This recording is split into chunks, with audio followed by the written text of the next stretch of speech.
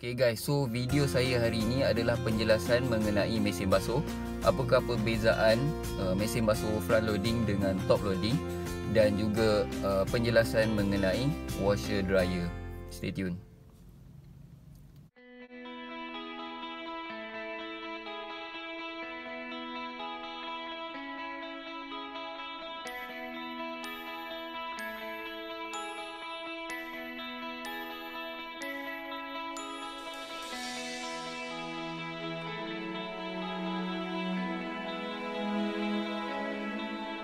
Okay, so mesin basuh dia terbahagi kepada dua. Satu dia ada semi auto dan satu lagi dia ada fully auto. Okay, semi auto tu yang biasa kalau korang tak pernah tengok, dia divide dia punya wash rinse dengan dia punya spin.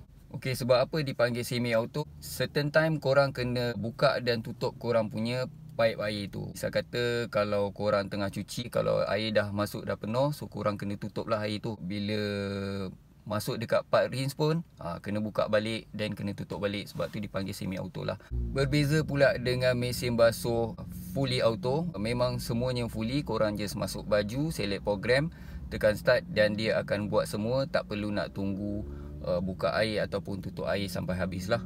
Mesin basuh fully auto dia ada dua jenis. Satu front loading, satu lagi top loading. Biasanya kebanyakan orang familiar dengan top loading lah. Okay, so apakah perbezaan antara kedua-duanya? Kalau kita tengok dari segi harga, front loading ni dia lebih mahal compare dengan top loading. Tapi apakah kebaikan bila kita gunakan front loading instead of top loading? Bila kita sebut pasal mesin basuh, apa yang kita harapkan adalah kualiti cucian yang lebih bersih. So memang terbukti front loading lebih bersih cucian dia berbanding dengan top loading. So dia ada dua fakta bagaimana front loading cucian dia lebih bersih compare dengan top loading. Fakta yang pertama, rotation cucian dia. Okay, so kalau kita tengok top loading dia pusing kiri dan ke kanan. Itu yang top loading. Kalau kita tengok daripada front loading pula, dia punya rotation cucian dia daripada bawah naik ke atas dan turun. Okay, so teknik cucian front loading ni dia lebih kurang macam kalau kita tengok orang dulu-dulu dia cuci baju dekat tepi sungai kan. Dia duduk atas batu, dia sentar-sentar baju and then dia hempas. So teknik hempasan ni memang terbukti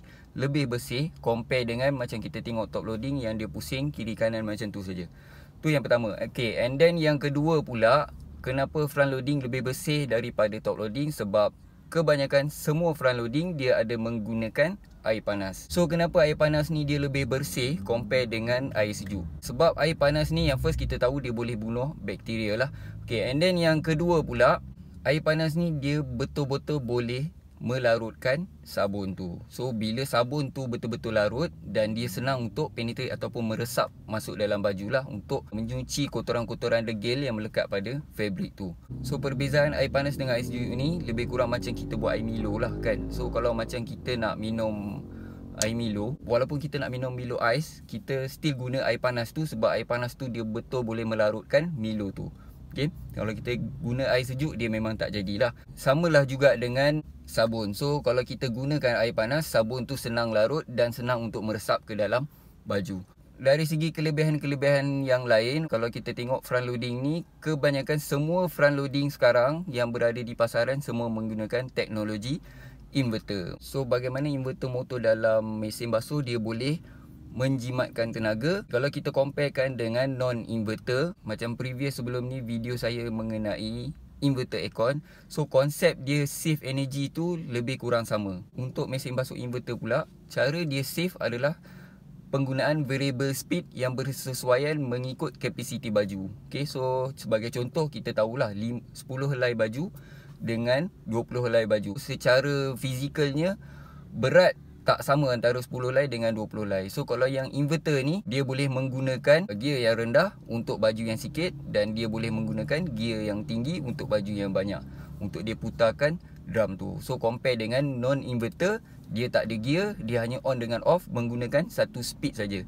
Okay, so inverter punya mesin basuh dia save dengan cara begitu.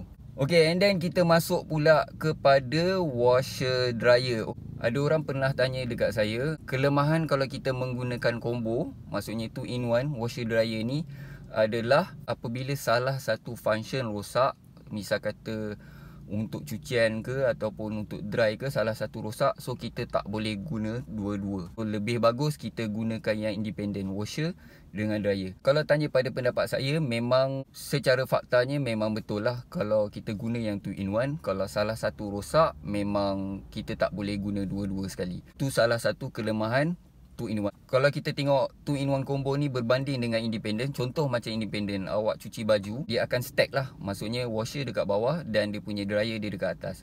Kalau dia cuci baju, dia ada plan untuk buat dry, maksudnya dia tak boleh pergi ke mana-mana lah. Kena duduk dekat rumah saja. Sebab lepas dia habis cuci, dia kena keluarkan baju tu dan dia kena masuk dekat dryer.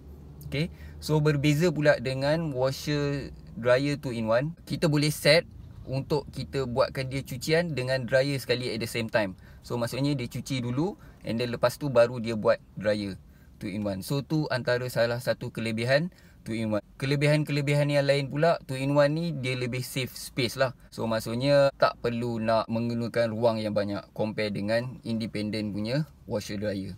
So soalan seterusnya yang banyak orang tanya saya, adakah mesin basuh 2-in-1 washer dryer, apabila kita menggunakan function dryer, adakah dia boleh kering 100%? Kalau tanya melalui pengalaman saya yang menggunakan washer dryer, ia bergantung kepada baju yang anda masuk, bergantung kepada kapasiti baju dan bergantung kepada berapa lama yang anda buat dry. So secara overallnya memang washer dryer dia tak boleh 100% kering.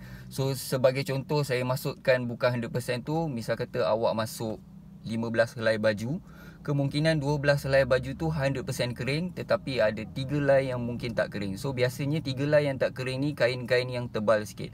Sebagai contoh macam seluar jeans, okay, ataupun coat ke, kain-kain yang tebal memang dia akan rasa lembap sikit. So memang dia tak 100% kering. Ada satu soalan yang biasa orang tanya dekat saya, kenapa bila dia buat dry function dia mengambil masa yang terlampau lama berbanding dengan sebelum ni dia guna dekat Dobby layan diri lah. So dryer ni dia ada 3 type. Dia ada vented, yang kedua dia ada condenser, dan yang ketiga dia ada heat pump. So saya akan ceritakan ketiga-tiga jenis dryer ni. Yang pertama vented. Okay, vented ni kelebihan dia, dia punya drying time dia lebih cepat compare dengan condenser. Dia akan menggunakan udara untuk menarik udara, memanaskan udara tu dan mengeluarkan udara tu balik.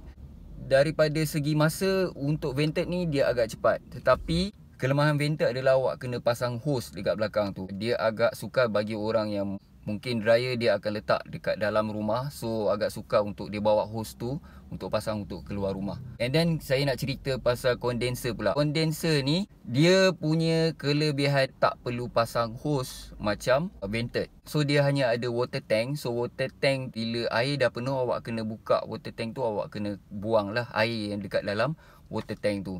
Tu saja, tak perlu pasang hose. Tapi kelemahan condenser adalah masa drying time dia lebih lama compare dengan vented. Sebab condenser ni cara dia mengeringkan baju, first thing dia akan masukkan air. So dia panaskan air tu menjadikan dia wap. So wap tu lah akan mengeringkan baju. So kebanyakan orang yang komplain mungkin drying time dia agak lama sebab dia menggunakan jenis condenser. Okay, and then yang ketiga pula kita ada heat pump. Heat pump ni dia boleh solve problem antara vented punya dryer dengan condenser punya dryer. So heat pump ni orang kata dryer yang paling bagus lah. Okay, so dia save energy, dia tak perlu guna masa yang agak lama. Dan kalau kita tengok dekat Dobby layan diri pun, dia orang menggunakan heat pump punya dryer juga. Tetapi Dobby dekat layan diri tu dia menggunakan industrial punya heat pump. So dia tak sama dengan yang macam kita beli untuk taruh dekat rumah.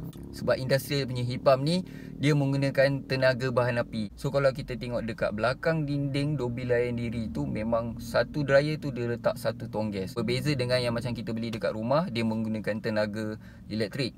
So itu sajalah video penjelasan saya hari ni. So harap-harap boleh membantu awak semua. Misal kata awak tengah planning untuk beli mesin basuh ke, harap-harap video ni, antara info yang saya bagi ni boleh membantu anda untuk membeli pilihan yang tepat mesin basuh anda.